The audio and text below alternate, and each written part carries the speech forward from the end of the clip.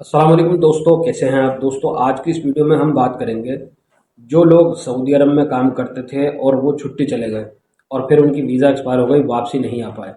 तो उनके ऊपर हुकूमत ने एक बैन लगा दिया था और वो लोग सवाल करते थे कि भाई आखिर कितने साल का बैन है, ताकि हम अपनी जो बैन ख़त्म होने के बाद हम अपनी दोबारा से प्रोसेस करें वीज़ा की सऊदी अरब के लिए। तो उन लोगों के लिए बहुत अच्छी खुशखबरी है, क्योंकि सऊदी हुकूमत ने जिन लोगों पर बैन लगाया था, जो लोग छुट्टी गए थे और फिर बैन लग गया था उनके ऊपर, अभी वो बैन हटा दिया है सऊदी गवर्नमेंट की तरफ से। लेकिन किन लोगों के लिए हटाया गया है और किन लोगों के लिए नहीं हटाया गया है, आगे वीडियो में बताने वाला हूं। तो वीडियो को पूरा देखें और चैनल पर अगर पहली बार आए हैं तो ज़रूर सब्सक्राइब करें। बेल आइकन पर क्लिक करके ऑल पर भी क्लिक कर लें, क्योंकि इसी तरीके की अपडेट एवरी डे मैं आपके लिए लाता रहता हूँ। तो सबसे पहले हम बात कर लेते हैं कि भाई ये बैन लगता क्यों है और ये कौन सा वाला बैन होता है और कितने साल का होता है।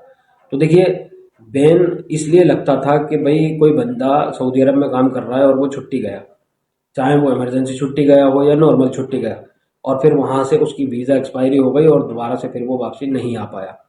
तो कम गवर्नमेंट क्या करती थी कि उसके ऊपर बैन लगा दिया करती थी। अब बैन कितने साल का होता है, कितने साल का है, कैसे पता चलेगा, तो यही आज की इस वीडियो में बताऊंगा। तो पता करने के लिए अगर कोई बंदा इंडिया में मौजूद है या बांग्लादेश में या पाकिस्तान में या नेपाल में या श्रीलंका में, कहीं पर भी किसी भी कंट्री से बिलोंग करता है और बंदा छुट्टी गया था वापसी नहीं आया, तो नंबर एक बात, कोई भी किसी भी तरीके की उसके कोई क्रिमिनल रिकॉर्ड नहीं था। यानी जैसे कि पुलिस पकड़ लेती है किसी केस में और फिर उसके बाद डिपोर्ट करती है, ऐसा तो कोई केस नहीं था। अगर कोई भी क्रिमिनल एक्टिविटीज़ नहीं हुई थी उसके साथ में और वो डायरेक्टली कंपनी से या किसी कफील के पास से छुट्टी गया था और फिर वो वापसी नहीं आया, तो उसका बैन हट चुका है। अब वो इजीली दोबारा से प्रोसेस करवा सकता है सऊदी अरब की एम्प्लॉयमेंट वीज़ा के लिए और इजीली वो सऊदी अरब आ सकता है।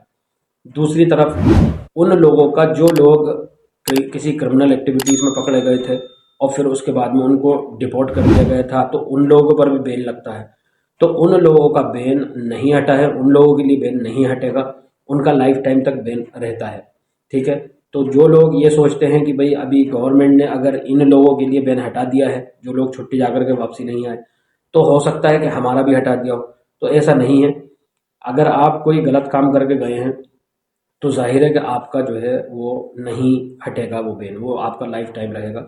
बोलते हैं ना कि जैसे आपने सुना होगा कि मतार का जो है पेपर, जो कोई मान लीजिए पाकिस्तान से कोई अगर आना चाहता है या इंडिया से कोई आना चाहता है और जो है वो चले गए थे, मतलब ऐसी इसी तरीके से डिपोर्ट होकर के पुलिस ने पकड़ा था कोई क्रिमिनल एक्टिविटीज़ करते हुए या कोई गलत काम किया था और उसके बाद में उस केस में आप फंस चुके थे और फिर उसके बाद में आपको डिपोर्ट किया गया था, फिर उसके बाद में जो बैन था आपका, तो फिर आप दोबारा से जब प्रोसेस करते हैं किसी एजेंट के थ्रू, तो फिर वो क्या करते हैं कि आपका मतार का पेपर निकलवाते हैं। तो वो देखिए, वो पेपर आपका जो निकलता है वो सऊदी जवाजात से निकलता है।